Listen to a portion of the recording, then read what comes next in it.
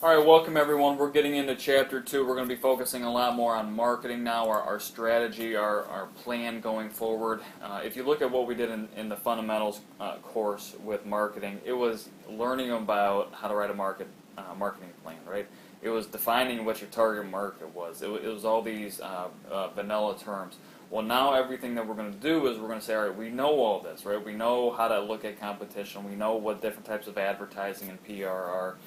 What we want to do now is we want to put the strategy behind that. And one of these things that you're going to see is we're tying in everything we did, the research, the critical success factors, all that from Unit 1 is so important because now we're going to actually apply it and put the strategy along with it. And so as you start to go through this unit and you see the different pieces and parts come together, what you're really going to realize is that the business plan process is very interconnected. And all these different pieces that you did in the research, talking to the entrepreneur, creating a survey, all that's going to come back and really play an important part when we start talking about our marketing strategy. So here are the learning objectives we're going to go through for our marketing unit, Unit 2.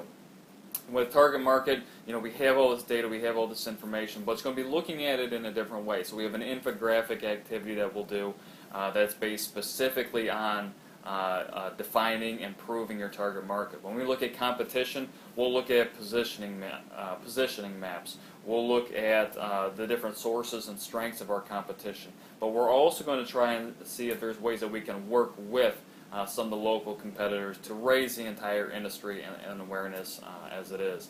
When we look at promotions or advertising and PR, what we're really focusing on is going to be the marketing strategy, the marketing materials. You will create marketing materials. We'll go through a marketing map. There's a lot of activities based on getting you to think differently about what your market is going to be and how to actually reach them. What are the best ways to reach them? Pricing, I'm not too concerned with pricing theory, right? Like I don't care about odd, even, partition, skimming. That doesn't make any difference at this point in time. We want to look at pricing, how it impacts our financial statements. So we'll go back to our business plan for that, our guide business plan, if you will, and we'll see. Okay, well, what happens if we raise the price?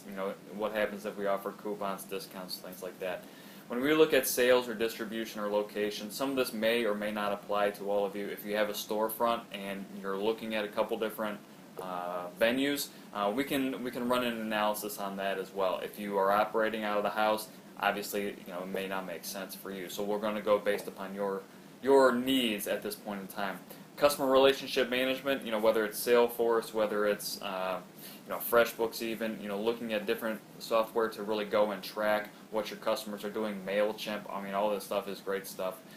Growth, we want to look at growth in a couple different contexts. It could be growth of a customer group. It could be growth from a second location. It could be international too, if you have the ability, or if we have markets that see a value in your product from an international standpoint. And lastly, to put a button on the marketing section and then lead us in the financials, we're going to look at break even, but we're going to look at break even analysis in a much more complex way. In 2231 we just did it from a one product or one service or an average ticket. Now we're going to take your entire menu. We're going to say, okay, now here are all the things that we're offering. How many of each one do I have to sell in order to break even? It's going to be much more specific, much more detail focused, and it'll be a longer process as well. But anyway, so that's the Unit 2 introduction.